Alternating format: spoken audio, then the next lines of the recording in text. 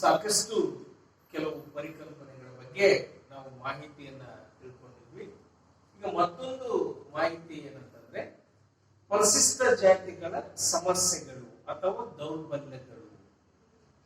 ಪರಿಶಿಷ್ಟ ಜಾತಿ ಎನ್ನುವಂಥದ್ದು ಒಂದು ಮುಚ್ಚಿದ ವ್ಯವಸ್ಥೆಯ ಅಡಿಯಲ್ಲಿನೇ ಬದುಕುವಂತ ಒಂದು ಕ್ರಮವನ್ನ ನಾವೇನಂತ ಕರಿತೀವಿ ಅಂತಂದ್ರೆ ಪರಿಶಿಷ್ಟ ಜಾತಿ. ಒಂದು ನಿರ್ಬಂಧಿತವಾಗಿರುವಂತ ಅಂದ್ರೆ ಸಮಾಜವು ತನ್ನದೇ ಆಗಿರ್ತಕ್ಕಂಥ ಕಟ್ಟುಪಾಡುಗಳ ಮೂಲಕವಾಗಿನೇ ಅಧಿಕಾರಗಳನ್ನ, ಅಂತಸ್ತುಗಳನ್ನ, ಭೌತಿಕ ಸಂಪತ್ತನ್ನ ಅವರಿಗೆ ನಾವು ವಂಚನೆ ಮಾಡಿರುವಂತದ್ದು. ಸೊ ಹಾಗಾದ್ರೆ ಅವರ ಸಮಸ್ಯೆಗಳು ಏನು ಎನ್ನುವಂಥದ್ದನ್ನ ನಾವು ಇಂದಿನ ತರಗತಿಯಲ್ಲಿ ತಿಳಿದುಕೊಳ್ಳೋಣ. ಇಲ್ಲಿ ಮೊದಲನೇದಾಗಿ ಸಾಮಾಜಿಕ ಸಮಸ್ಯೆಗಳು. ಸಾಮಾಜಿಕವಾಗಿ ಅವರು ಯಾವ ತರದ ಸಮಸ್ಯೆಗಳನ್ನ ಅನುಭವಿಸುತ್ತಿದ್ದಾರೆ. ಉದಾಹರಣೆಯಾಗಿ ಅದರಲ್ಲಿ ಒಂದೇ ಅಂಶ ಸಾರ್ವಜನಿಕ ಸೌಲಭ್ಯಗಳಾದ, ಅಂದ್ರೆ ಸಾರ್ವಜನಿಕರೆಲ್ಲರೂ ಕೂಡ ಉಪಯೋಗಿಸಬಹುದಾದ ಬಾವಿ, ಕೆರೆ, ರಸ್ತೆಗಳ ಪ್ರವೇಶ ನಿರಾಕರಣೆ.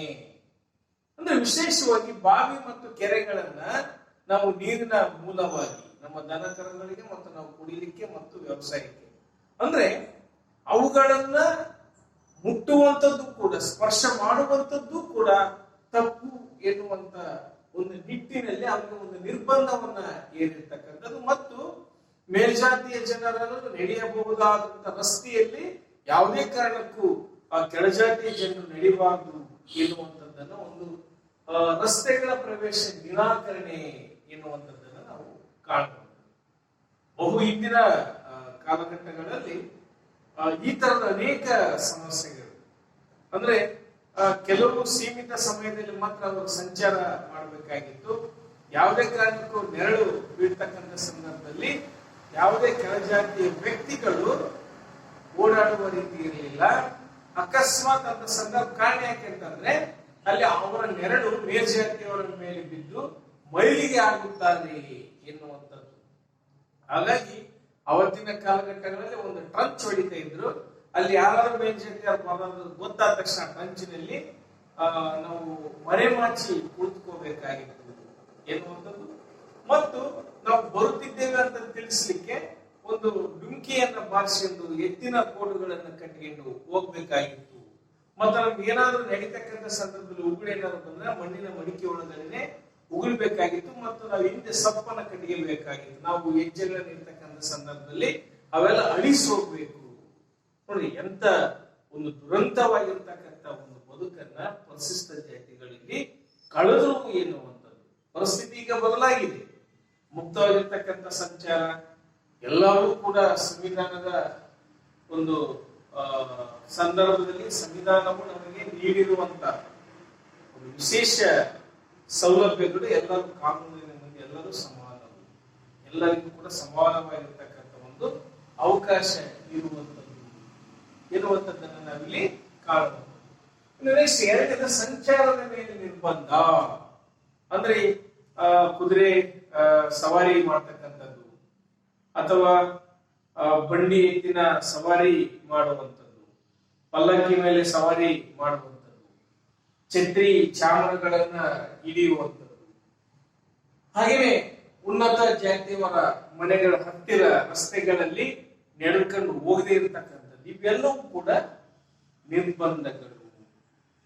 ಇವು ಸಾಮಾಜಿಕವಾಗಿ ಅವರು ಅನುಭವಿಸುವಂತ ಒಂದು ನೋವುಗಳು. ನೆಕ್ಸ್ಟ್ ಇಲ್ಲಿ ಆರ್ಥಿಕ ಸಮಸ್ಯೆಗಳು. ಆರ್ಥಿಕವಾಗಿ ಎಂತ ಸಮಸ್ಯೆಗಳನ್ನ ಅನುಭವಿಸ್ತಾ ಇದ್ದಾರೆ ಅಥವಾ ಆರ್ಥಿಕವಾಗಿ ಯಾವ ರೀತಿಯಾಗಿ ಅವರು ದೌರ್ಬಲ್ಯಕ್ಕೆ ಒಳಗಾಗಿದ್ದಾರೆ ಎನ್ನುವಂಥದ್ದನ್ನ ತಿಳಿಸುವಂಥದ್ದು. ಉದಾಹರಣೆಯಾಗಿ ಘನತೆ ಹೊಂದಿದ, ವಿಶೇಷವಾಗಿ ಸಾಮಾಜಿಕವಾಗಿ ಘನತೆ ಹೊಂದಿದ ಮತ್ತು ಲಾಭದಾಯಕ ಹುದ್ದೆಯನ್ನ ಹೊರಗಿಡುವಿಕೆ. ಅಂದ್ರೆ ದೈಹಿಕ ಶ್ರಮಕ್ಕೆ ಇವರನ್ನು ಸೀಮಿತರನ್ನಾಗಿ ಮಾಡುವಂಥದ್ದು, ವೇದ ಅಧ್ಯಯನ ಮಾಡೋದು, ಪ್ರವಚನ ಮಾಡುವಂಥದ್ದು ಅಥವಾ ಆಡಳಿತ ವ್ಯವಸ್ಥೆ ನೋಡ್ಕೊಳ್ತಕ್ಕಂಥದ್ದು, ಇವೆಲ್ಲ ಉನ್ನತ ಹುದ್ದೆಗಳು. ಕೇವಲ ಪರಿಶಿಷ್ಟ ಜಾತಿಗಳು ಕಸ ಗುಡಿಸ್ತಕ್ಕಂಥದ್ದು, ಸತ್ತ ದನಗಳನ್ನ ಆಚೆ ಹಾಕ್ತಕ್ಕಂಥದ್ದು, ಅಥವಾ ಸಾಮಾನ್ಯವಾಗಿ ಚರ್ಮ ಸಂಸ್ಕರಣೆ ಮಾಡ್ತಕ್ಕಂಥದ್ದು, ಶುಚಿಗೊಳಿಸುವಂಥದ್ದು, ವಿಶೇಷವಾಗಿ ಇವೆಲ್ಲವೂ ಕೂಡ ದೈಹಿಕ ಶ್ರಮ ಮತ್ತು ಅಷ್ಟೊಂದು ಗೌರವವನ್ನ ನೀಡದೇ ಇರ್ತಕ್ಕಂಥ ಒಂದು ವೃತ್ತಿಗಳು. ಸೊ ಇವಕ್ಕೆ ಅವರು ಅನಿವಾರ್ಯವಾಗಿ ಹೊಂದಾಣಿಕೆ ಮಾಡ್ಕೋಬೇಕಾಗಿತ್ತು ಎನ್ನುವಂತ ಒಂದು ನಿಯಮವನ್ನ ತಂದಿರ್ತಕ್ಕಂಥವು. ಹಾಗಾಗಿ ಸೂಕ್ಷ್ಮವಾಗಿ ಇವತ್ತು ನಾವು ಗುಡಿಸಲಿ ಸಮುದಾಯದವರು ಉನ್ನತ ಹುದ್ದೆಯಲ್ಲಿರ್ತಕ್ಕಂಥವ್ರ ಸಂಖ್ಯೆ ಬಹಳಷ್ಟು ಕಡಿಮೆ ಇದೆ. ಕಾರಣ ಯಾಕೆಂತಂದ್ರೆ ಆ ತರದ ಒಂದು ಅವಕಾಶಗಳ ಮೂಲಕವಾಗಿ ಶಿಕ್ಷಣ ಇಲ್ಲದಿರ್ತಕ್ಕಂಥದ್ದು, ತರಬೇತಿ ಇಲ್ಲದಿರ್ತಕ್ಕಂಥದ್ದು, ಎಲ್ಲ ಕಾರಣಕ್ಕಾಗಿನೇ ಅವರು ಒಂದು ಸಮಸ್ಯೆಯನ್ನ ಅನುಭವಿಸುವಂತ ಒಂದು ಸಂದರ್ಭವನ್ನು ನಾವು ಕಾಣುವಂಥದ್ದು. ಅದರ ಜೊತೆಗೆ ಒಂದು ಕೊಳಕು ಎಂದು ಭಾವಿಸಲ್ಪಟ್ಟ ದೈಹಿಕ ವೃತ್ತಿಗಳಿಗೆ ಅವರು ತೃಪ್ತಿ ಪಡ್ಕೊಳ್ತಕ್ಕಂಥ ಒಂದು ಸ್ಥಿತಿಯನ್ನು ನಾವಿಲ್ಲಿ ಕಾಣುವಂಥದ್ದು. ಮತ್ತು ಉನ್ನತ ಜಾತಿಯವರಿಗೆ ಉಚಿತ ಸೇವೆ ನೀಡಬೇಕಾಗಿತ್ತು. ಮೇಲ್ಜಾತಿಯವರಿಗೆ ಉಚಿತವಾಗಿರುವಂತಹ ಸೇವೆ ಮತ್ತು ಎಲ್ಲಾ ರೀತಿಯ ದೈಹಿಕ ಶ್ರಮದ ಸೇವೆಯನ್ನ ಈ ಸಮುದಾಯಗಳು ಮೇಲ್ಜಾತಿಯವರಿಗೆ ಉಚಿತವಾಗಿ ನೀಡಬೇಕಾಗಿತ್ತು. ಆ ತರದ ಒಂದು ನಿಯಮಗಳನ್ನ ಇಲ್ಲಿ ತರಲಾಗಿತ್ತು. ಸಾಮಾಜಿಕ ನಿಯಮ, ಇದು ಯಾವುದೇ ಲಿಖಿತ ರೂಪದಲ್ಲಿ ಇಲ್ಲದೆ ಇರತಕ್ಕಂಥದ್ದು, ಒಂದು ಸಾಮಾಜಿಕ ನಿಯಮ ಎನ್ನುವಂಥದ್ದು ಇತ್ತು ಎನ್ನುವಂಥದ್ದು. ಹಾಗೆ ಜೀವನ ಕ್ರಮದ ಮೇಲೆ ನಿರ್ಬಂಧ. ಅವರೇನು ಒಂದು ಬದುಕನ್ನ ಕಳೆದಿದ್ದಾರೆ, ಅಲ್ಲಿ ಕೂಡ ಅವರಿಗೆ ನಿರ್ಬಂಧಗಳನ್ನ, ಉದಾಹರಣೆ ಕುದುರೆ ಸವಾರಿ, ಬೈಕಲ್ ಸವಾರಿ ಅಥವಾ ಚಿನ್ನ ಬೆಳ್ಳಿ ಆಭರಣ ಧರಿಸದೇ ಇರುವಂತಹ ಒಂದು ಸ್ಥಿತಿಯನ್ನು ಇಲ್ಲಿ ನಾವು ಕಾಣುವಂಥದ್ದು. ಉದಾಹರಣೆ ವೈವಾಹಿಕ ಸಂದರ್ಭದಲ್ಲಿ ಮೆರವಣಿಗೆ ಮಾಡ್ಲಿಕ್ಕೆ ಅವಕಾಶಗಳು ಬಹು ಹಿಂದೆ ಇರಲಿಲ್ಲ. ಹಾಗೆ ಚಿನ್ನ ಬೆಳ್ಳಿಗಳನ್ನ ಹಾಕಿರ್ಲಿಲ್ಲ.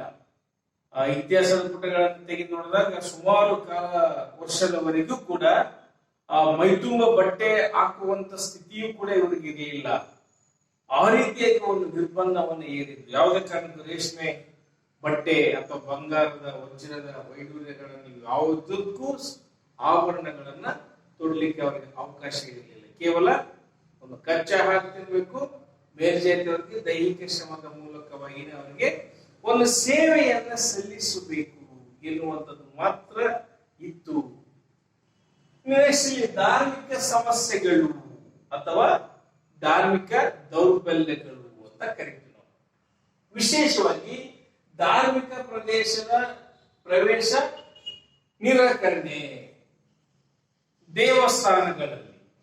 ದೇವಸ್ಥಾನಗಳಿಗೆ ಆ ಜಾತಿಗಳಿಗೆ ಪ್ರವೇಶ ಅವಕಾಶ ನಿರಾಕರಣೆ. ಅಕಸ್ಮಾತ್ ದರ್ಶನ ಮಾಡ್ಬೇಕಂದ್ರೆ ಸುಮಾರು ದೂರದ ದಿನ ನಿಂತ್ಕೊಂಡು ಅಲ್ಲಿ ದೇವರ ದರ್ಶನವನ್ನ ಮಾಡತಕ್ಕಂತ ಒಂದು ಅನಿವಾರ್ಯತೆ ಅವರಿಗೆ ಸೃಷ್ಟಿಯಾಗಿತ್ತು.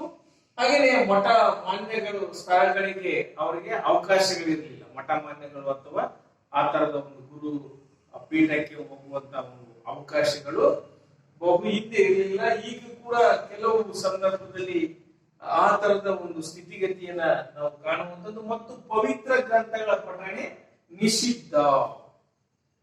ಸಂಸ್ಕೃತದಿಂದ ಕೂಡಿರ್ತಕ್ಕಂಥ ಪವಿತ್ರ ಗ್ರಂಥಗಳನ್ನ ಅಧ್ಯಯನ ಮಾಡುವಂಥದ್ದು ಪಾಪ ಎನ್ನುವಂಥದ್ದು ಇತ್ತು. ಒಂದು ಕಾಲಘಟ್ಟಗಳಲ್ಲಿ ವೇದಗಳನ್ನ ಅಧ್ಯಯನ ಮಾಡುವಂಥದ್ದು ಮಹಾಪಾಪ. ವೇದಗಳನ್ನ ಕೇಳಿದರೆ ಕಿವಿಗೆ ಸೀಸವನ್ನು ಕಾಯಿಸಿ ಹಾಕಬೇಕು. ವೇದಗಳನ್ನು ನುಡಿದರೆ ಅವನಿಗೆ ನಾಲಿಗೆಯನ್ನ ಕತ್ತರಿಸಬೇಕು. ವೇದಗಳನ್ನು ಕಣ್ಣಿಂದ ನೋಡಿದ್ರೆ ಅವೇನು ಅಕ್ಷರಗಳನ್ನು ನೋಡಿದ್ರೆ ಅವನ ಕಣ್ಣನ್ನು ಕೀಳಬೇಕು. ಹೀಗೆ ಉಗ್ರವಾಗಿರ್ತಕ್ಕಂಥ ಶಿಕ್ಷೆ ಕೊಡಲಾಗುತ್ತು ಎನ್ನುವಂಥದ್ದನ್ನ ಕೆಲವು ಗ್ರಂಥಗಳ ಆಧಾರದ ಮೇಲೆ ನಾವು ಮಾಹಿತಿಯನ್ನ ತಿಳ್ಕೋಬೇಕಾಗಿದೆ ಎನ್ನುವಂಥದ್ದು. ಹೀಗೆ ಇಡೀ ಜೀವನ ಕ್ರಮದ ಮೇಲೆ ಇಡೀ ಒಂದು ಧಾರ್ಮಿಕ ವ್ಯವಸ್ಥೆಯೂ ಕೂಡ ಅವನ್ನ ನಿರ್ಬಂಧಿಸಿತ್ತು. ಈಗಲೂ ಕೂಡ ಅನೇಕ ಗ್ರಾಮೀಣ ಪ್ರದೇಶಗಳಲ್ಲಿ ಕೆಲ ಜಾತಿಯವರಿಗೆ ಪ್ರವೇಶಾವಕಾಶವನ್ನ ನಿರಾಕರಣೆ ಮಾಡಿದೆ. ಕಾನೂನಿನ ಮುಂದೆ ಇದೆ. ಆದ್ರೆ ಇನ್ನು ಆ ಮನಸ್ಥಿತಿ ಇನ್ನು ಬದಲಾಗಬೇಕಾಗಿದೆ. ಅದೇ ಅಂಬೇಡ್ಕರ್ ಅವರು, ಯಾವ ಮನುಷ್ಯ ಹೆಚ್ಚೆಚ್ಚು ಶಿಕ್ಷಣವನ್ನು ಕಲಿತಾನೆ ಅವನ ಮನಸ್ಸು ವಿಶಾಲವಾಗುತ್ತೆ. ಈ ಮೇಲಿನವರು ಒಂದು ಸ್ಟೆಪ್ ಕೆಳಗೆ ಇರ್ತಾರೆ, ಕೆಳಗಿನವರು ಒಂದು ಸ್ಟೆಪ್ ಮೇಲೆ ಹೋಗ್ತಾ ಅಲ್ಲಿ ಸಮಾನವಾಗಿರ್ತಕ್ಕಂಥ ಒಂದು ಸಮಾಜ, ಸಹೋದರರಂತೆ ಬದುಕಬೇಕು, ಭ್ರಾತೃತ್ವದ ಪರಿಕಲ್ಪನೆ ಬರಬೇಕು, ಎಲ್ಲರೂ ಕೂಡ ಸ್ವತಂತ್ರ ಮತ್ತು ಸಮಾನತೆ ಎನ್ನುವಂತ ಒಂದು ಮನೋಭಾವನೆ ಬರಬೇಕು ಎನ್ನುವಂತ ಒಂದು ದೂರದೃಷ್ಟಿಯ ಚಿಂತನೆ ಅವ್ರದ್ದಾಗಿತ್ತು ಮಕ್ಕಳೇ. ಸೊ ಹೀಗೆ ಇವು 5 ಅಂಕದ ಪ್ರಶ್ನೆಯನ್ನ ನಿಮಗೆ ಕೇಳ್ತಾರೆ. ಪರಿಶಿಷ್ಟ ಜಾತಿಗಳ ಸಮಸ್ಯೆಗಳು ಅಥವಾ ದೌರ್ಬಲ್ಯಗಳನ್ನು ಕುರಿತು ಚರ್ಚಿಸಿ ಅಥವಾ ವಿವರಿಸಿ. ಅವಾಗ ನೀವು ಇವನ್ನ 3 ಪಾಯಿಂಟ್ಸ್ ಗಳನ್ನ ಬರೆದು ಅದರಲ್ಲಿ ಸಬ್ ಪಾಯಿಂಟ್ಸ್ ಗಳನ್ನ ಬರೆದು ನೀವು ವಿವರಣೆ ಕೊಡಬೇಕಾಗುತ್ತೆ. ಅಥವಾ 2 ಅಂಕಕ್ಕೆ ಕೇಳಬಹುದು. ಯಾವುದಾದರೂ ಪರಿಶಿಷ್ಟ ಜಾತಿಗಳ ಸಮಸ್ಯೆಯನ್ನು ಹೆಸರಿಸಿ, ಯಾವುದಾದರೂ ಪರಿಶಿಷ್ಟ ಜಾತಿಗಳ ಆರ್ಥಿಕ ದೌರ್ಬಲ್ಯವನ್ನು ಹೆಸರಿಸಿ, ಯಾವುದಾದರೂ ಧಾರ್ಮಿಕ ಒಂದು ಸಮಸ್ಯೆಯನ್ನ ಹೆಸರಿಸಿ ಎನ್ನುವಂಥದ್ದನ್ನು ನಿಮಗೆ ಕೇಳಬಹುದು. ಹಾಗಾಗಿ ಇಲ್ಲಿ ಬಹುಮುಖ್ಯವಾಗಿ ನೀವು ಇದನ್ನೆಲ್ಲ ಗಮನದಲ್ಲಿಟ್ಟುಕೊಳ್ಳಬೇಕು, ಅದನ್ನೆಲ್ಲ ಮನನ ಮಾಡಿಕೊಳ್ಳಬೇಕು. ತದನಂತರ ಪರಿಶಿಷ್ಟ ಪಂಗಡಗಳು ಅಂತ ಕರಿತೀವಿ ನಾವು, ಶೆಡ್ಯೂಲ್ಡ್ ಟ್ರೈಬ್ಸ್ ಅಂತ ಕರಿತೀವಿ ನಾವು. ಶೆಡ್ಯೂಲ್ಡ್ ಟ್ರೈಬ್ಸ್ ಎನ್ನುವಂಥದ್ದು ಒಂದು ಬುಡಕಟ್ಟು ಸಮೂಹ. ಪರಿಶಿಷ್ಟ ಪಂಗಡಗಳು ಇನ್ನೊಂದು ಅರ್ಥದಲ್ಲಿ ನಾವು ಬುಡಕಟ್ಟು ಸಮೂಹಗಳು ಅಂತ ಕರಿತೀವಿ ನಾವು. ಮಾನವ ಶಾಸ್ತ್ರದ ಒಂದು ನಿಘಂಟಿನಲ್ಲಿ ನಿರ್ದಿಷ್ಟ ಭೂಪ್ರದೇಶದಲ್ಲಿ ವಾಸಿಸುವ, ತಮ್ಮದೇ ವಿಶಿಷ್ಟ ಹೆಸರನ್ನು ಹೊಂದಿರುವ, ನಿರ್ದಿಷ್ಟ ವೃತ್ತಿಯನ್ನ ಕೈಗೊಂಡಿರುವ, ತಮ್ಮದೇ ಸಾಂಸ್ಕೃತಿಕ ಚಹರೆಯೊಂದಿಗೆ ಪ್ರತ್ಯೇಕವಾಗಿ ವಾಸಿಸಬಹುದಾದ ಸಮೂಹವನ್ನೇ ನಾವು ಪರಿಶಿಷ್ಟ ಪಂಗಡ. ಇಲ್ಲಿ ಆರ್.ಸಿ. ಶರ್ಮರವರು ಒಂದು ಬಹುಮುಖ್ಯವಾಗಿರ್ತಕ್ಕಂಥ ಒಂದು ವ್ಯಾಖ್ಯಾನ ಏನಂದ್ರೆ ಭೌಗೋಳಿಕ ಪ್ರತ್ಯೇಕತೆ ಹೊಂದಿ, ಅಂದ್ರೆ ನಾಡಿನ ಜನರಿಂದ ದೂರ ಆಗಿ ಕಾಡುಗಳಲ್ಲಿ ಅವರು ಪ್ರತ್ಯೇಕವಾಗಿ ವಾಸ ಮಾಡುವಂಥದ್ದು. ಹಾಗೆಯೇ ಸಾಮಾಜಿಕ, ತಮ್ಮದೇ ಆಗಿರ್ತಕ್ಕಂಥ ಒಂದು ಸಾಮಾಜಿಕ ಸಿಸ್ಟಮ್, ಅಲ್ಲಿ ಆಚಾರ ವಿಚಾರ ರೂಢಿ ಸಂಪ್ರದಾಯಗಳು ಅವರ ರೂಢಿ ಸಂಪ್ರದಾಯಕ್ಕೂ ನೆಲೆ ನಿಂತವರ ರೂಢಿ ಸಂಪ್ರದಾಯಕ್ಕೂ ವ್ಯತ್ಯಾಸವನ್ನು ಕಾಣ್ತೀವಿ. ಹಾಗೆಯೇ ಅವರದೇ ಆಗಿರ್ತಕ್ಕಂಥ ಒಂದು ರಾಜಕೀಯ ವ್ಯವಸ್ಥೆ, ಅಲ್ಲಿ ಒಬ್ಬ ನಾಯಕನ ಸ್ಥಾನಮಾನದಲ್ಲಿ ಆ ಕಮ್ಯುನಿಟಿಯ ವ್ಯಕ್ತಿಗಳು ಆಳ್ವಿಕೆ ಮಾಡುವಂಥದ್ದು ಮತ್ತು ಸಾಂಸ್ಕೃತಿಕ ಚಹರೆಯನ್ನ ಹೊಂದಿರುವ ಒಂದು ಸಮೂಹ ಅಂತ ಕರೀತೀವಿ. ಇದು ಬಹಳ ವಿಶಿಷ್ಟ. ಸೊ ಹೀಗಾಗಿ ನಿಮಗೆ ಪರಿಶಿಷ್ಟ ಪಂಗಡ ಅಥವಾ ಪರಿಶಿಷ್ಟ ಬುಡಕಟ್ಟು ಎಂದರೇನು ಎನ್ನುವಂಥದ್ದನ್ನ ಒಂದು ಪ್ರಶ್ನೆಯನ್ನು ಕೇಳಿದಾಗ, ನಿರ್ದಿಷ್ಟ ಭೂಪ್ರದೇಶದಲ್ಲಿ ವಾಸಿಸುವ, ನಿರ್ದಿಷ್ಟ ಭಾಷೆಯನ್ನು ಮಾತನಾಡುವ, ಸಾಂಸ್ಕೃತಿಕ ಸಾಮ್ಯತೆ ಮತ್ತು ಏಕೀಕೃತವಾದ ಸಾಮೂಹಿಕ ಸಂಘಟನೆಯೇ ಅಥವಾ ಸಾಮಾಜಿಕ ಸಂಘಟನೆಯನ್ನು ನಾವೇನಂತ ಕರಿತೀವಿ ಅಂತಂದ್ರೆ ಪರಿಶಿಷ್ಟ ಬುಡಕಟ್ಟು ಅಥವಾ ಪರಿಶಿಷ್ಟ ಪಂಗಡಗಳು ಎನ್ನುವಂಥದ್ದನ್ನ ಇಲ್ಲಿ ನಾವು ಕರಿತಕ್ಕಂಥದ್ದು. ಆ ಹಿನ್ನೆಲೆಯಲ್ಲಿ ಇಂಪೀರಿಯಲ್ ಗೆಜೆಟ್ ಅವರು ಪ್ರಕಾರ ಏನ್ ಹೇಳ್ತಾರಂತಂದ್ರೆ, ಸಾಮಾನ್ಯ ಹೆಸರು ಪ್ರತಿಯೊಂದು ಬುಡಕಟ್ಟಿಗೂ ಕೂಡ ಒಂದು ಹೆಸರಿದೆ. ಗೊಂಡ, ಬಿಲ್ಲ, ಕಿಲ್ಲ, ಮತ್ಸ್ಯ ಇವೆಲ್ಲವೂ ಕೂಡ ಬುಡಕಟ್ಟುಗಳ ಒಂದು ಪಂಗಡದ ಹೆಸರು. ಇಲ್ಲಿ ಸಾಮಾನ್ಯ ಒಂದು ಹೆಸರು, ಭಾಷೆ, ತಮ್ಮದೇ ಆಗಿರ್ತಕ್ಕಂಥ ಒಂದು ಬುಡಕಟ್ಟು ಭಾಷೆ, ವಿಶೇಷವಾಗಿ ಆಡು ಭಾಷೆ, ಲಿಪಿರಹಿತ ಭಾಷೆಗಳು. ಹಾಗೇನೆ ಅವರದೇ ಆಗಿರ್ತಕ್ಕಂಥ ವೃತ್ತಿ, ಕರಕೌಶಲ್ಯ ಆಗಿರ್ಬೋದು, ಗೆಡ್ಡೆ ಗೆಣಸು ಸಂಗ್ರಹ ಆಗಿರ್ಬೋದು, ಕುಂಬಳಿ ಬೇಸಾಯ ಆಗಿರ್ಬೋದು ಅಥವಾ ತೋಟಗಾರಿಕೆ ಬೇಸಾಯ ಆಗಿರ್ಬೋದು. ಇವು ಹೆಚ್ಚು ಆದಾಯ ತಂದು ಕೊಡದೆ ಇದ್ರೂ ಕೂಡ ತನ್ನ ಆಹಾರಕ್ಕಾಗಿಯೇ ತಾವೇ ಸೃಜಿಸಿಕೊಂಡಿರುವಂತ ಒಂದು ವೃತ್ತಿಗಳು ಮತ್ತು ಒಳಬಾಂಧವ್ಯವಾಗಿರದ ಈ ಹಿಂದಿತ್ತು, ಈಗಲೂ ಕೂಡ ಒಳಬಾಂಧವ್ಯ ವಿವಾಹ ಅಲ್ಲದಲ್ಲೇ ನಾವು ಕಾಣುವಂಥದ್ದು. ಇಂಥ ಕುಟುಂಬದ ಸಂಗ್ರಹವನ್ನೇ ನಾವೇನಂತ ಕರಿತೀವಿ ಅಂತಂದ್ರೆ ಬುಡಕಟ್ಟುಗಳು ಅಥವಾ ಪರಿಶಿಷ್ಟ ಪಂಗಡಗಳು ಅಥವಾ ಶೆಡ್ಯೂಲ್ಡ್ ಟ್ರೈಬ್ಸ್ ಅಂತ ಕರೀತಾರೆ ವಿಶೇಷವಾಗಿ. ಸೊ ಈ ಹಿನ್ನೆಲೆಯಲ್ಲಿ ನಮಗೆ ಒಂದು ಸರಳವಾಗಿ ಹೇಳೋದಾದ್ರೆ, ಭೌಗೋಳಿಕವಾಗಿ ಪ್ರತ್ಯೇಕವಾಗಿದ್ದು ಒಂದು ವಿಶಿಷ್ಟ ಹೆಸರು, ತನ್ನದೇ ಆಗಿರತಕ್ಕಂಥ ಒಂದು ವೃತ್ತಿ, ತಮ್ಮದೇ ಆಗಿರ್ತಕ್ಕಂಥ ಒಂದು ಭಾಷೆಯ ಮೂಲಕವಾಗಿನೇ ಸಾಮಾಜಿಕವಾಗಿಯೂ ಆರ್ಥಿಕವಾಗಿಯೂ ರಾಜಕೀಯವಾಗಿಯೂ ತಮ್ಮದೇ ಪ್ರತ್ಯೇಕತೆಯನ್ನ ಹೊಂದಿ ವಾಸಿಸುವ ಒಂದು ಸಮೂಹವನ್ನೇ ನಾವು ಬುಡಕಟ್ಟು ಪಂಗಡ ಅಥವಾ ಪರಿಶಿಷ್ಟ ಪಂಗಡ ಎಂದು ಕರೆಯುತ್ತೇವೆ. ಸೊ ಹೀಗಾಗಿ ನೀವು ಅಲ್ಲಿ ಗಮನದಲ್ಲಿ ಇಟ್ಟುಕೊಂಡ್ರೆ ನಮಗೆ ಒಂದು ಮಾಹಿತಿ ಎನ್ನುವಂಥದ್ದು ಅರ್ಥ ಆಗ್ಲಿಕ್ಕೆ ಸಾಧ್ಯತೆ ಇದೆ ಎನ್ನುವಂಥದ್ದು.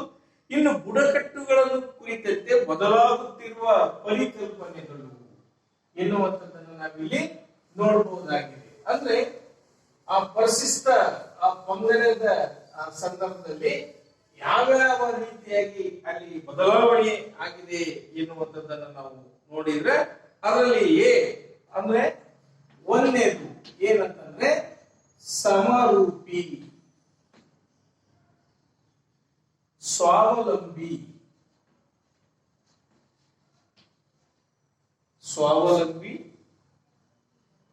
ಘಟಕವಾಗಿ ಬುಡಕಟ್ಟು ಪಂಗಡ.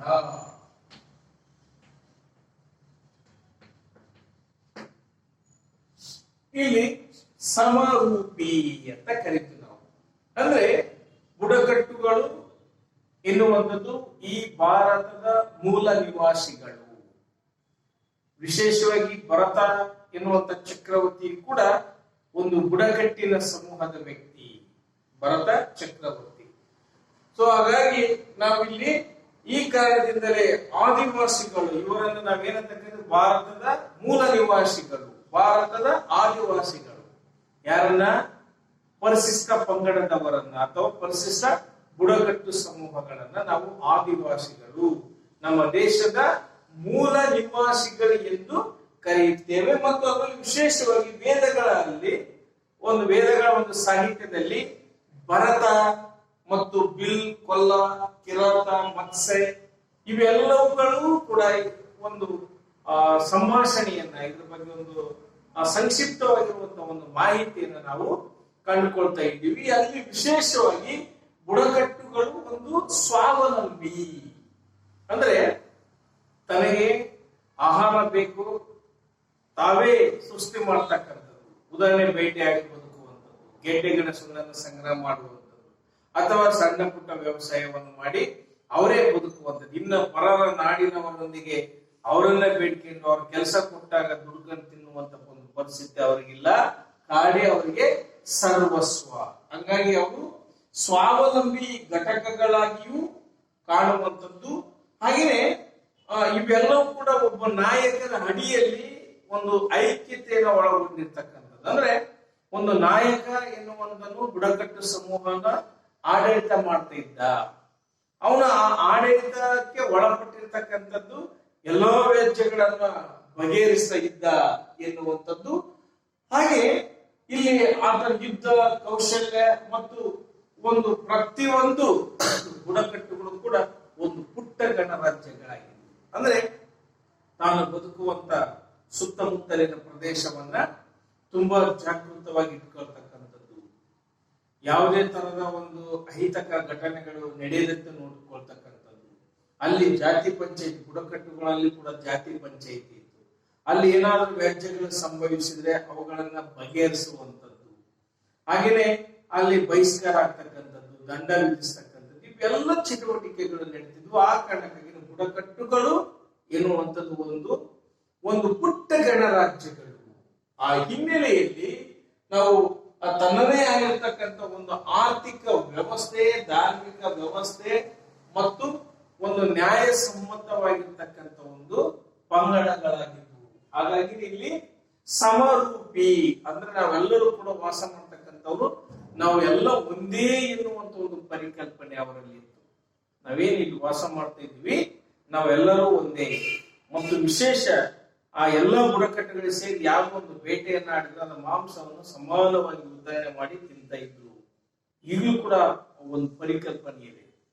ಮತ್ತು ಗೆಡ್ಡೆ ಗೆಣಸುಗಳ ಸಂಗ್ರಹ ಮಾಡಿದಾಗ ಕೂಡ ಒಂದು ಸಮಾನವಾಗಿ ವಿತರಿಸಿಕೊಂಡು ಅದನ್ನು ಸೇವನೆ ಮಾಡ್ತಕ್ಕಂಥದ್ದು ಮತ್ತು ಸ್ವಾವಲಂಬಿಯಾಗಿ ಬದುಕುವಂಥದ್ದು ಮತ್ತು ಇಡೀ ಒಂದು ಘಟಕ ಅಂದ್ರೆ ಒಂದು ಪರಿಪೂರ್ಣವಾಗಿರ್ತಕ್ಕಂಥ ಒಂದು ಆಡಳಿತದ ಒಂದು ಘಟಕವಾಗಿಯೂ ಕೂಡ ಅಲ್ಲಿ ತಮ್ಮದೇ ಒಂದು ಅಲಿಖಿತವಾಗಿರ್ತಕ್ಕಂಥ ಒಂದು ಸಂವಿಧಾನ ಅಂತ ಕರಿತೀವಿ ನಾವು. ಏನು ಆಡಳಿತ ವ್ಯವಸ್ಥೆಗೆ ಬೇಕೋ ಅದನ್ನ ನಾವೆಲ್ಲ ಮೈಗೂಡಿಸಿಕೊಂಡು ಬದುಕುವಂತ ಒಂದು ಸ್ಥಿತಿಯನ್ನೇ ನಾವೇನಂತ ಕರಿತೀವಿ ಅಂತಂದ್ರೆ ಬುಡಕಟ್ಟುಗಳು ಎನ್ನುವಂಥದ್ದನ್ನ ಇಲ್ಲಿ ನಾವು ಕಾಣುವಂಥದ್ದು. ಸೊ ಹೀಗಾಗಿ ನಿಮಗೆ ಸಾಮಾನ್ಯವಾಗಿ ಈ ಬುಡಕಟ್ಟುಗಳು ಬಗ್ಗೆ ನಿಮಗೆ ಒಂದು ಪ್ರಶ್ನೆಯನ್ನ ಬರುವಂತದ್ದು, ಉದಾಹರಣೆ ಒಂದು ಸಮರೂಪಿ ಸ್ವಾವಲಂಬಿ ಯಾವ ರೀತಿ ಆಗ್ಲಿಕ್ಕೆ ಸಾಧ್ಯ ಎನ್ನುವಂಥದ್ದನ್ನು ನಾವು ಪ್ರಶ್ನೆ ಹಾಕಿದಾಗ ಅವರ ಜೀವನ ವಿಧಾನವನ್ನ ನೋಡಿದಾಗ ನಮಗೆ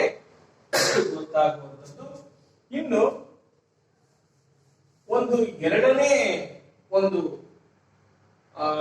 ವಿಶಿಷ್ಟ ಪರಿಕಲ್ಪನೆ ಅಥವಾ ಗುಣಲಕ್ಷಣ ಅಂತಂದ್ರೆ ರಾಜಕೀಯ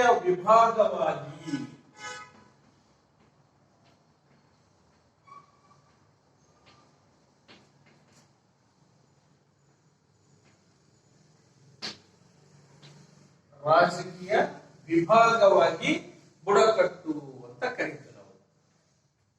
ಇಲ್ಲಿ ನಿಮಗೆ ಬುಡಕಟ್ಟು ಎಂಬ ಪದವು ಟ್ರೈಬ್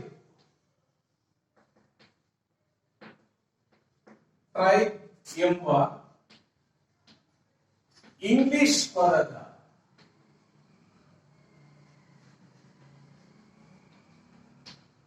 ಅನುವಾದ.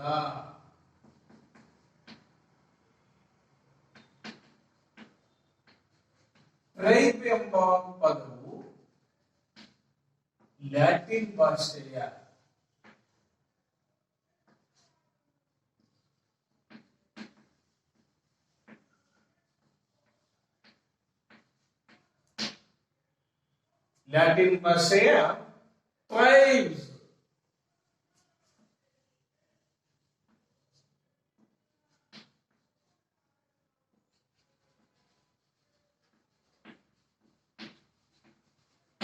ಟ್ರೈಬ್ಸ್ ಎಂಬ ಪದದಿಂದ ಬಂದಿದೆ ಎನ್ನುವಂಥದ್ದನ್ನ ಇಲ್ಲಿ ನಾವು ಕಾಣುವಂಥದ್ದು. ಅಂದ್ರೆ ಇಲ್ಲಿ ಟ್ರೈಬ್ ಕನ್ನಡದಲ್ಲಿ ನಾವು ಬುಡಕಟ್ಟು ಅಂತ ಕರಿತೀವಿ, ಇಂಗ್ಲಿಷ್ ನಲ್ಲಿ ಟ್ರೈಬ್ ಅಂತ ಕರಿತೀವಿ, ಇದು ಲ್ಯಾಟಿನ್ ಭಾಷೆಯಲ್ಲಿ ಟ್ರೈಬ್ಸ್ ಅಂತ ಕರಿತೀವಿ. ಅಂದ್ರೆ ಮೂರು ಅಂತ ಇದರ ಅರ್ಥ. ಅಲ್ಲಿ ವಿಶೇಷವಾಗಿ ಮೂರು ವಿಭಾಗಗಳು ಅಥವಾ ಮೂರು ಭಾಗಗಳು, ಅಂದ್ರೆ ಪ್ರತಿ ಬುಡಕಟ್ಟು ಕೂಡ ಒಂದು ರಾಜಕೀಯ ಘಟಕವಾಗಿತ್ತು, ಪ್ರತಿ ಬುಡಕಟ್ಟು ಕೂಡ ಒಂದು ವಿಭಾಗವಾಗಿತ್ತು ಎನ್ನುವಂಥದ್ದನ್ನ ಇಲ್ಲಿ ಸೇರುವಂಥದ್ದು. ಮತ್ತು ವಿಶೇಷವಾಗಿ ಈಶಾನ್ಯ ರಾಜ್ಯಗಳು ಅಂತ ಕರಿತೀವಿ ನಾವು.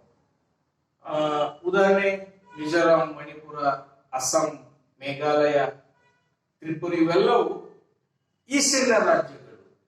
ಇವತ್ತು ಕೂಡ ಈಶಾನ್ಯ ರಾಜ್ಯಗಳಲ್ಲಿ ಬುಡಕಟ್ಟುಗಳ ಬುಡಕಟ್ಟುಗಳನ್ನೇ ನಾವು ಸಮೂಹಗಳನ್ನೇ ಕಾಣುವಂಥದ್ದು. ಮತ್ತು ಎಲ್ಲವೂ ಕೂಡ ಒಂದು ವಿಶಿಷ್ಟ ರಾಜಕೀಯ ಘಟಕ. ಉದಾಹರಣೆ ಗೊಂಡರು, ನಾಗಜನಾಂಗ, ಒಂದು ನಾಗಾಲ್ಯಾಂಡ್ ಎನ್ನುವಂಥದ್ದು. ಅಂದ್ರೆ ಅವರು ತಮ್ಮದೇ ಇರ್ತಕ್ಕಂಥ ಒಂದು ಆಡಳಿತ ವ್ಯವಸ್ಥೆಯ ಜೊತೆಗೆ ಮೀನ ಜನಾಂಗ, ಮತ್ಸ್ಯ ಜನಾಂಗದವರು, ಮೀನ ಎನ್ನುವಂತ ಒಂದು ಜನಾಂಗ, ಗೊಂಡ ಅಥವಾ ಆ ತರದ ಒಂದು ಬಿಲ್ ಜನಾಂಗ, ಕುಕ್ಕಿ ಜನಾಂಗ, ಹೀಗೆ ರಾಜಕೀಯ ವಿಭಾಗವಾಗಿ ತನ್ನದೇ ಆಗಿರತಕ್ಕಂಥ ಒಂದು ಹೆಸರಿನ ಮೂಲಕ ಉದಾಹರಣೆ ಸಂತಾಲರು, ಗೊಂಡವಾನ, ಕಿನ್ನಾರ್, ನಾಗ, ಮಿಜೋ, ಗುಂಡ ಇವೆಲ್ಲವೇನಂತಂದ್ರೆ ಬುಡಕಟ್ಟು ಸಮೂಹಗಳ ಹೆಸರುಗಳು. ಹಾಗಾಗಿ ವಿಶೇಷವಾಗಿ ಬುಡಕಟ್ಟು ಎಂಬ ಪದವು ಟ್ರೈಬ್ ಎಂಬ ಇಂಗ್ಲಿಷ್ ಪದದ ಅನುವಾದ ಅಂತ ಕರಿತೀವಿ. ಅಲ್ಲಿ ಟ್ರೈಬ್ ಎಂಬ ಪದವು ಲ್ಯಾಟಿನ್ ಭಾಷೆ ಟ್ರೈಬ್ಸ್ ಎಂಬ ಪದದಿಂದ ಬಂದಿದೆ. ಟ್ರೈಬ್ಸ್ ಅಂತಂದ್ರೆ ಮೂರು ಭಾಗ ಅಥವಾ ಮೂರು ವಿಭಾಗಗಳು. ಪ್ರತಿಯೊಂದು ಬುಡಕಟ್ಟು ರಾಜಕೀಯ ಭಾಗವಾಗಿ ಗುರುತಿಸಿಕೊಂಡಿತ್ತು, ತನ್ನದೇ ಆಗಿರ್ತಕ್ಕಂಥ ಒಂದು ಆಡಳಿತ ವ್ಯವಸ್ಥೆ. ಬಹು ಹಿಂದೆ ಇವರೆಲ್ಲ ಬುಡಕಟ್ಟುಗಳು ತನ್ನದೇ ಆಗಿರ್ತಕ್ಕಂಥ ವೈಶಿಷ್ಟ್ಯ ಆಡಳಿತದೊಂದಿಗೆ ಹೆಸರು ಮಾಡಿರ್ತಕ್ಕಂಥದ್ದು. ಸೊ ಈಗ ನಾಡಿನವರು ಏನು ಪ್ರಜಾಪ್ರಭುತ್ವ ವ್ಯವಸ್ಥೆ ಬಂದ ಮೇಲೆ ಅವರು ಕಾಡು ಮೇಡುಗಳಲ್ಲಿ ಸೇರ್ಕೊಂಡು ಒಂದು ಅಸಡ್ಡೆಗೆ ಒಳಗಾಗಿರ್ತಕ್ಕಂಥ ಒಂದು ಸ್ಥಿತಿಯನ್ನು ಕಾಣ್ತೀವಿ. ಬಟ್ ಅದ್ಭುತವಾಗಿರ್ತಕ್ಕಂಥ ಒಂದು ಪರಿಕಲ್ಪನೆ ಹಿನ್ನೆಲೆಯಲ್ಲಿ ಅವೆಲ್ಲರೂ ಕೂಡ ವಾಸ ಮಾಡುವಂತ ಒಂದು ಸ್ಥಿತಿಯನ್ನ ನಾವು ಗುರುತಿಸ್ತೇವೆ ಎನ್ನುವಂಥದ್ದನ್ನು ಇಲ್ಲಿ ಕಾಣುವಂಥದ್ದು. ಹೀಗಾಗಿ ಒಂದು ಬುಡಕಟ್ಟು ಎನ್ನುವಂಥದ್ದು ಒಂದು ವಿಶಿಷ್ಟವಾಗಿರ್ತಕ್ಕಂಥ ಒಂದು ಪರಿಕಲ್ಪನೆಯನ್ನ ಹೊಂದಿರುವಂಥದ್ದು. ನೆಕ್ಸ್ಟ್ ಒಂದು ಜನಾಂಗವಾಗಿ ಬುಡಕಟ್ಟು ಪಂಗಡ.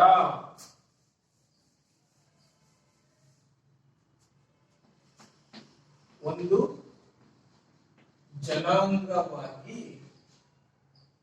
ಬುಡಕಟ್ಟು ಪಂಗಡ ಅಂತ ಕರೀತೀವಿ. ಜನಾಂಗ ಅಂದ್ರೆ ಒಂದೇ ಶಾರೀರಿಕ ಲಕ್ಷಣಗಳುಳ್ಳ ಜನರು ಅಂತ ಕರಿತೀವಿ. ಒಂದೇ ಮೂಲದ ಜನರು, ಒಂದು ನಿರ್ದಿಷ್ಟ ಶಾರೀರಿಕ ಲಕ್ಷಣಗಳನ್ನ ಒಳಗೊಂಡಂತ ಜನರನ್ನ ನಾವು ಜನಾಂಗ ಅಂತ ಕರಿತೀವಿ. ಇಲ್ಲಿ ಒಂದು ಜನಾಂಗವಾಗಿ ಬುಡಕಟ್ಟು. ಇವತ್ತು ಕೂಡ ಆ ಬುಡಕಟ್ಟು ಜನಾಂಗದ ಒಂದು ಶಾರೀರಿಕ ಲಕ್ಷಣಗಳು ಒಂದೇ ತರನಾಗಿ ಕಾಣ್ತಿದ್ವಿ. ಅದರಲ್ಲೂ ವಿಶೇಷವಾಗಿ ನಿಕ್ರಿಟೋ, ಮಂಗೋಲಾಯ್ಡ್ ಮತ್ತು ಮೆಡಿಟರೇನಿಯನ್ಸ್ ನಾವು ಇಂದಿನ ಅಧ್ಯಾಯಗಳಲ್ಲಿ ಏನು ಅಧ್ಯಯನ ಮಾಡಿದ್ವಿ. Doctor BS. ಗುಹರ್ ಅವರು ಏನು ಪರಿಚಯವನ್ನ ಮಾಡಿಸ್ತಾರೆ, ಆ ಸಂದರ್ಭದಲ್ಲಿ ನಾವು ನೋಡಿದ್ವಿ ಯಾವ್ಯಾವ ರೀತಿಯ ಜನಾಂಗೀಯ ಸಮೂಹಗಳು ನಮ್ಮ ದೇಶಕ್ಕೆ ವಲಸೆ ಬಂದು ಇಲ್ಲೇ ನೆಲೆ ನಿಂತು ಯಾವ ರೀತಿ ಅವ್ರ ಕೊಡುಗೆಗಳಿದೆ ಎನ್ನುವಂಥದ್ದನ್ನು ನೋಡಿದ್ವಿ. ಸೊ ಇಲ್ಲಿ ನಿಕ್ರಿಟೋ ಮತ್ತು ಮಂಗೋಲಾಯ್ಡ್ ಮತ್ತು ಮೆಡಿಟರೇನಿಯನ್ಸ್ಗೆ ಲಕ್ಷಣಗಳುಳ್ಳ ಜನರನ್ನ ನಾವು ಇಂದಿಗೂ ಕೂಡ ನಮ್ಮ ದೇಶದಲ್ಲಿ ನಾವು ಕಾಣುತ್ತೇವೆ. ಆ ಕಾರಣಕ್ಕಾಗಿ ಇದು ಒಂದು ಜನಾಂಗ. ಉದಾಹರಣೆ, ಇವತ್ತು ಕೂಡ ಅಂಡಮಾನ್ ಮತ್ತು ನಿಕೋಬಾರ್ ದ್ವೀಪಗಳಲ್ಲಿ, ಅಂಡಮಾನಿಗಳಲ್ಲಿ, ಹಾಗೇನೆ ದಕ್ಷಿಣ ಭಾರತದ ಕಾಡ ಅಂತ ಕರಿತಿದ್ವಿ, ತಿರುಳ ಮತ್ತು ಇರುಳ ಅಂತ ಕರಿತಿದ್ವಿ. ಹಿಮಾಲಯ ಪ್ರಾಂತದಲ್ಲಿ ಇರ್ತಕ್ಕಂಥ ಪೇಲಿಯೋ ಮಂಗೋಲಾಯ್ಡ್ ಮತ್ತು ಈ ತರದ ಒಂದು ಉಪ ವಿಭಾಗಗಳನ್ನು ಕೂಡ ನಾವು ಕಾಣುವಂಥದ್ದು. ವಿಶೇಷವಾಗಿ ಮೆಡಿಟೇರಿಯನ್ಸ್ ಜನರು ಒಂದು ದ್ರಾವಿಡ ಸಮೂಹ ಅಂತ ಏನ್ ಕರಿತಿದ್ವಿ, ಸೊ ಅವರನ್ನ ಒಂದು ಜನಾಂಗವಾಗಿ ಕೂಡ ನಾವು ಗುರುತಿಸ್ತಕ್ಕಂಥದ್ದನ್ನ ಇಲ್ಲಿ ನಾವು ಕಾಣ್ತಕ್ಕಂಥ. ಆ ಹಿನ್ನೆಲೆಯಲ್ಲಿ ದ್ರಾವಿಡರನ್ನ ನಾವು ಭಾರತದ ಮೂಲ ನಿವಾಸಿಗಳು ಅಂತ ಕರಿತೀವಿ ನಾವು. ಏಕೆಂದ್ರೆ ಇವರು ಒಂದು ವಿಶೇಷವಾಗಿ ಮೆಡಿಟರೇನಿಯನ್ಸ್ ಜನಾಂಗಕ್ಕೆ ಸೇರಿರ್ತಕ್ಕಂಥವ್ರು. ಆ ತರದ ಒಂದು ಶಾರೀರಿಕ ಲಕ್ಷಣಗಳುಳ್ಳ ಜನರು. ಈ ಜನ ವಿಶೇಷವಾಗಿ ಕನ್ನಡ, ತೆಲುಗು, ತಮಿಳು, ಮಲಯಾಳಂ ಭಾಷೆಯನ್ನ ಮಾತನಾಡ್ತಕ್ಕಂಥ ಒಂದು ಜನ ಆಗಿದ್ದಾರೆ ಎನ್ನುವಂಥದ್ದನ್ನು ನಾವಿಲ್ಲಿ ಗುರುತಿಸಬಹುದಾಗಿದೆ. ಸೊ ಹೀಗಾಗಿ ಆ ಪರಿಶಿಷ್ಟ ಬುಡಕಟ್ಟುಗಳು ಒಂದು ಇಷ್ಟು ಮೂರು ಪ್ರಕಾರ. ಮತ್ತೊಂದು ಪ್ರಕಾರದ ಬಗ್ಗೆ, ಬುಡಕಟ್ಟು ಮತ್ತು ಪರಿಶಿಷ್ಟ ಪಂಗಡಗಳ ಬಗ್ಗೆ ಮತ್ತೆ ನಾವು ಮುಂದಿನ ತರಗತಿಯಲ್ಲಿ ನೋಡುವ. ಅದರ ಜೊತೆಗೆ ಅವರ ಜನಸಂಖ್ಯೆ, ಅವರ ಹಂಚಿಕೆಯನ್ನ ಮತ್ತಷ್ಟು ಸಂದರ್ಭದಲ್ಲಿ ನಾವು ನೋಡ್ಲಿಕ್ಕೆ ಸಾಧ್ಯತೆ ಇದೆ. ಇದ್ರ ಬಗ್ಗೆ ನಿಮಗೆ ಒಂದು ಸಂಕ್ಷಿಪ್ತವಾಗಿರ್ತಕ್ಕಂಥ ಒಂದು ಮಾಹಿತಿ ಇರಬೇಕು. ಯಾವ ರೀತಿಯಾಗಿ ಬುಡಕಟ್ಟುಗಳ ಒಂದು ಪರಿಭಾಷೆ ಅಥವಾ ಬುಡಕಟ್ಟುಗಳು ಯಾವ ಯಾವ ರೀತಿಯಾಗಿ ಮತ್ತು ಬದಲಾವಣೆ ಮಾಡ್ಕೊಂಡು ಬಂದ್ವು, ನಾವ್ ಯಾವ ರೀತಿಯಾಗಿ ಅಲೆಮಾರಿಯಾಗಿರ್ತಕ್ಕಂಥ ಒಂದು ನೆಲೆ ನಿಂತ, ಆ ನೆಲೆ ನಿಂತ ಮೇಲೆ ತನ್ನದಾಗಿರ್ತಕ್ಕಂಥ ಒಂದು ಕಾಡು ಮೇಡಿನಲ್ಲಿ ಯಾವ ರೀತಿ ವಾಸವಾಗಿದ್ದ. ಕೆಲವು ಸಮೂಹಗಳು ಮಾತ್ರ ಕಾಡು ಮೇಡುಗಳಲ್ಲಿ ಇನ್ನೂ ವಾಸ ಮಾಡ್ತಾ ಇದ್ದಾರೆ. ಆದ್ರೆ ಕೆಲವು ಸಮೂಹಗಳು ಗ್ರಾಮವನ್ನು ರಚಿಸಿಕೊಂಡ್ರು, ನಿಧಾನವಾಗಿ ನಗರವನ್ನೇ ರಚಿಸಿಕೊಂಡ್ರು. ಹಾಗಾಗಿ ಅವರ ಮತ್ತು ನಮ್ಮ ಮಧ್ಯೆ ಇವತ್ತು ಅಂತರ ಎನ್ನುವಂಥದ್ದು ಇನ್ನೂ ಹೆಚ್ಚಾಗ್ತಾ ಇದೆ. ಕಾರಣ ಯಾಕೆಂದ್ರೆ ಒಬ್ಬ ನಾಗರಿಕ ಅನುಭವಿಸಬಹುದಾದಂತ ಎಲ್ಲಾ ಸೌಲಭ್ಯಗಳು ಕೂಡ ಬುಡಕಟ್ಟು ಸಮೂಹಗಳಿಗೆ ಸಿಗ್ತಾ ಇಲ್ಲ ಎನ್ನುವಂಥದ್ದನ್ನ ನಾವು ಕಾಣಬಹುದಾಗಿದೆ. ಹೀಗಾಗಿ ಮತ್ತೆ ನಾವು ಮತ್ತಷ್ಟು ವಿಷಯದ ಬಗ್ಗೆ ಮುಂದಿನ ತರಗತಿಯಲ್ಲಿ ಚರ್ಚಿಸಬಹುದು.